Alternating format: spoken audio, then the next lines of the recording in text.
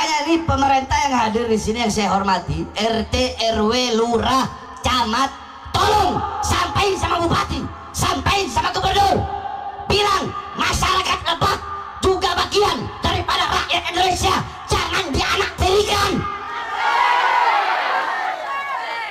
Kamu lurah, kamu kepala desa, engkau camat, engkau bupati, engkau dibayar sama rakyat, digaji sama rakyat, keringat rakyat, darah rakyat. Kalian harus melayani rakyat, bukan malah membuat rakyat sengsara dan menderita. Kebohongan bisa diteruskan, tapi satu saat begitu kebohongan kelihatan, hilang kepercayaan dari orang. Nah itu saudara-saudara.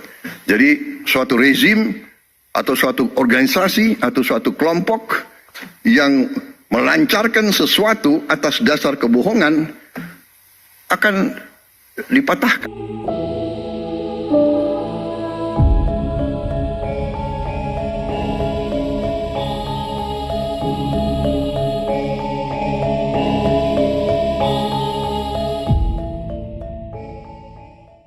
Takutnya beliau ini pemimpin yang adil, ini pemimpin yang amanah, nggak kayak tadi saya lihat jalan dari sana kemari penerangannya nggak ada, jalannya rusak, pemerintahnya kemana?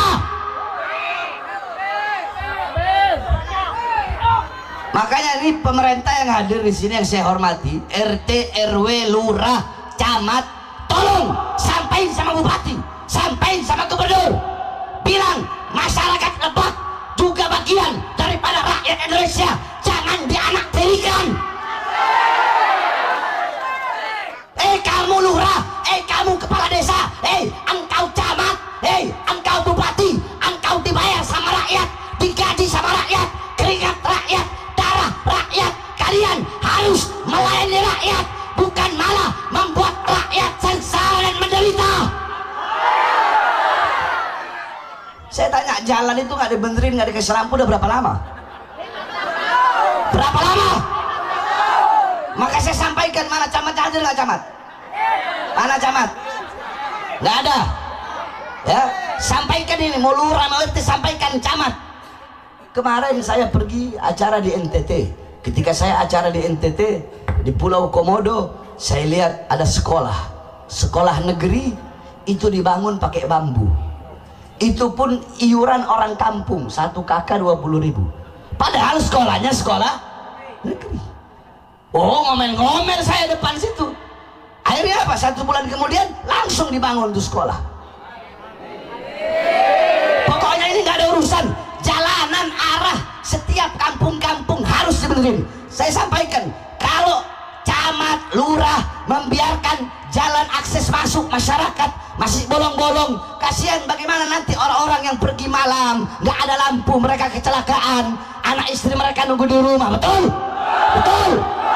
Saya tanya, kalau ada yang seperti itu yang sengsara siapa? Rakyat apa bukan?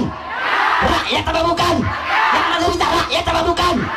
Saya tanya, mereka RT, RW, lurah, camat, bupati, gubernur, wali kota, menteri, presiden, mereka pelayan rakyat bukan? Pelayan rakyat bukan? Makan dari mana? Uang rakyat. Makan dari mana? Gaji rakyat. Kalian harusnya melayani rakyat. Saya bilang, kalau sampai beberapa bulan lagi ya, itu jalan nggak dibangun, saya sampaikan kepada kalian, mau camat kayak mau lurah, ya iblis saja saya makan, mau camat lagi, mau lurah lagi. Saya sampaikan, ini semua semata-mata demi rakyat, demi masyarakat. Saya bilang, kalau dalam 1 bulan itu jalanan nggak dibangun, nggak dikasih penerangan, sama-sama kita datang, kita geruduk kantor camatnya, saudara-saudara. Allahu Akbar. Baru geruduk kantor camat. Saya demi bangsa, demi rakyat di penjara, udah berkali-kali di penjara, saudara-saudara. Berusaha dibunuh berkali-kali, diancam, dihina, dicaci, dimaki, diborgol tangan, borgol perut, borgol kaki, nggak ada masalah, enteng kecil, apalagi ini camat. Kenapa? Ketidakadilan harus dilawan, ketidakadilan harus, jangan dibiarkan, jangan. Makanya kalian ini para pemuda-pemudi harus dari kecil tanamkan dalam hati kalian hubbul waton, kecintaan kepada tanah air, kecintaan kepada masyarakat, kecintaan kepada rakyat. Jangan nafsi-nafsi. Kalian lihat penderitaan rakyat, lihat penderitaan rakyat yang susah. Kalian anak-anak muda adalah generasi ke depan. Kalian syubbanul yawm rijalul ghad, pemimpin pemuda-pemuda sekarang adalah pemimpin-pemimpin di masa depan. Kalau anak-anak mudanya peduli dari sekarang, peduli kepada rakyat, peduli masyarakat, peduli keadaan kampungnya, peduli keadaan desanya, maka kalian harus berani untuk apa? Untuk menegakkan keadilan. Kalau nggak sampai lingkup ini, lingkup desa saja dulu, lingkup RT, lingkup RW, lingkup kelurahan, lingkup desa, lingkup camat. Tegakkan keadilan. Nyawa jiwa kalian harus untuk rakyat. Saudara-saudara, saya di penjara berkali-kali, sampai di borgol perut, borgol tangan, borgol kaki, baru keluar 1 hari udah masuk lagi penjara. Baru keluar belum nyampe sebulan masuk lagi, keluar belum nyampe ini masuk lagi, keluar masuk. Waktu saya habis di penjara terpisah dengan anak istri. Kenapa? Karena saya bela rakyat yang susah, rakyat yang kelaparan, rakyat yang menderita. Saya sampaikan kebenaran demi rakyat, demi masyarakat. Jangankan hanya di penjara, nyawa saya, jiwa saya, darah saya murah harganya, tumpah untuk bangsa dan rakyat Indonesia. Allahu Akbar, Allahu Akbar. Masyarakat Banten siap tegakkan keadilan, siap sampaikan kebenaran. Allahu Akbar. Camat-camat, aing tak mau tahu. Lamun 1 bulan jalan tak sia bikin, habis ya. Betul? Emang jalan dibangun buat saya? Enggak kan? Buat masyarakat bukan? Dikasih penerangan buat siapa? Karena pasti ada dana turun dari pusat. Masa semuanya kau makan? Apa untuk kembaliin apa untuk ngembaliin modal waktu dulu lagi nyalon? Hah? Udahlah, nggak usah munafik-munafikan. Makanya kalau mengundang saya ceramah mending jangan kalau masih setengah-setengah. Betul? Betul? Makanya saya nggak mau tahu lurah, camat sampaikan ini. Itu jalanan bangun untuk warga, untuk masyarakat. Kasihan masyarakat. Udah susah, jangan lagi dibikin tambah susah. Masyarakat ini, rakyat ini udah susah. Betul? Jangan lagi dibikin tambah susah. Kalian enak, kalian tidur, AC apa semua. Lihat rakyat, lihat masyarakat. Mereka kelaparan. Suami-suami mereka pergi pagi, kehujanan, kepanasan, cari nafkah untuk anak istri mereka. Apa? Karena mereka mau memberi makan uang halal buat anak dan istri mereka. Makanya saya sampaikan kepada kalian ibu-ibu, hargai, jangan sia-siakan suami kalian. Suami kalian keluar pagi, siang, sore, malam, dia kehujanan, kepanasan, nyari uang untuk kalian, untuk menafkahi kalian. Ntar dulu ibu-ibu, tenang, mereka dulu baru nanti gantian. Gantian. Habis ini baru saya, tenang ibu-ibu, saya orangnya adil, tenang. Ya, ini banyak terjadi nih. Ibu-ibu, kita orang ini suami nggak butuh rumah besar, betul? Ada teh, suami butuh rumah besar? Butuh? Nggak. Kita orang nggak butuh rumah yang besar. Kita orang nggak butuh istri yang cantik, nggak. Kita orang butuh rumah yang bukan menjadi tempat perang. Sebab kenapa? Sebab kita nih suami di luar udah cukup dihina, dicaci, dimaki, mendapatkan kecaman, tekanan. Masa pulang ke rumah juga dapat tekanan dari istri? Ibu-ibu, saya sering perang. Suasana perang nggak seseram. Suasana perang nggak seseram suasana rumah yang di dalamnya terdapat istri yang menyia-nyiakan dan tidak menghargai suaminya. Ibu-ibu, kita orang para suami, kita orang ini para suami, udah biar kalian nggak usah mikir apakah kita sudah makan atau belum. Enggak, kalian nggak usah mikir kita capek atau enggak. Kalian nggak usah mikir kita banyak pikiran atau enggak. Kalian nggak usah mikir. Kami para suami, yang penting anak istri makan. Kami nggak peduli karena anak-anak nanya, bapak udah makan? Udah, sambil menahan air mata padahal dia dalam keadaan lapar, ibu-ibu. Tapi tidak pernah para suami mengeluhkan hal itu kepada kalian ibu-ibu. Nah begitu juga kalian para suami.